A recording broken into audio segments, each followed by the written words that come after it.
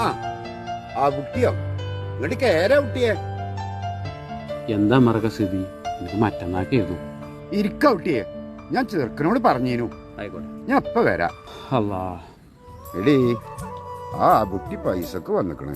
ഇജോനോട് പറഞ്ഞീനോ?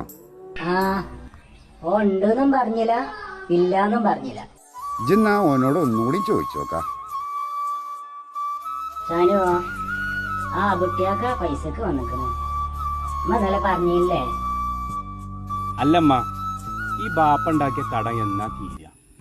നല്ലൊരു ജോലി കിട്ടി ശമ്പളക്കാരനായ അന്ന് തുടങ്ങിയതാണ് ബാപ്പാന്റെ ഈ കടം വീട്ടല്. പതുക്കെ. എന്തിനാ പതുക്കേക്കണ്? ബാപ്പ കേക്കട്ടെ. ഈ കടം വാങ്ങി കൂട്ടിയതൊക്കെ ബാപ്പ എന്താ ചെയ്തത്? ഇവിടെ ഒന്നും കാണുന്നില്ലല്ലോ. ഞാൻ അധ്വാനിച്ചിട്ടാ ഒരു വീടടക്കണ്ടായത്. എന്നിട്ടും ബാപ്പാക്ക് അവിടെ കടം, ഇവിടെ കടം, ബാങ്കിൽ കടം. ഈ കോലത്തിലാണെങ്കിൽ ഇഞ്ച ആയുസ് മുഴുവൻ പണിയെടുത്താലും ബാപ്പാന്റെ കടം വീട്ടാനേ തേക്കുള്ളല്ലോ. സാരല്ല മറാക്ക, കുറച്ച് പൈസ അല്ലേ, ഞാൻ എവിടെന്നെങ്കിലും സംഘടിപ്പിച്ചോളാം. സാറില്ല.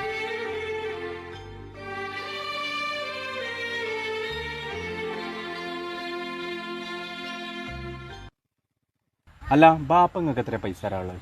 ആഹാ, അതോ, എൻ്റെ പഠിത്തം കഴിഞ്ഞ് ഇജ് പണി കിട്ടാൻ വേണ്ടിയിട്ട് ട്രെയിനിങ്ങിന് പോയില്ലേ, അതിന് വന്ന ചിലവ് എത്രയെന്ന് എന്നെക്കാൾ എനിക്കറിയില്ലേ.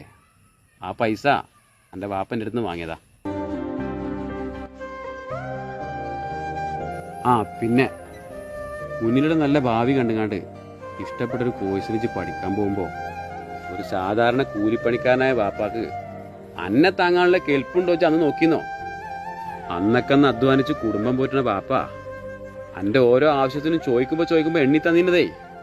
ഇരിക്കണ കൂര പണയപ്പെടുത്തി ലോൺ എടുത്തും കണ്ടവരുടെ നിന്ന് കടം വാങ്ങിയാണ്. നല്ലൊരു ഭക്ഷണം പോട്ടെ, നല്ലൊരു തുണിയും കുപ്പായെങ്കിലും ആ സാധുവിനുണ്ടോന്ന് ഇജ്ജ് നോക്കിന്നോ? ഈ കോട്ടും സൂട്ടും ഇട്ട് പടി ഇറങ്ങുമ്പോ ആ പടിമത്തന്നെ ഉണ്ടായിരുന്നു എൻ്റെ വാപ്പ പടി ചവിട്ടിയ പായേരം.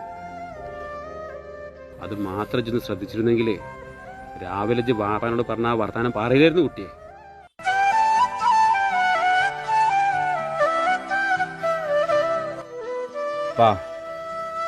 ഇതാ ആ കുട്ടിയാക്കാക്ക് കൊടുക്കാനുള്ള പൈസ.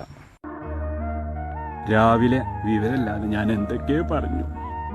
ഉപ്പാന്റെ കടം എത്ര ഉണ്ടെങ്കിലും അത് തീർക്കാൻ എന്റെ 2-3 മാസത്തെ ശമ്പളം മാത്രം മതിയാവും.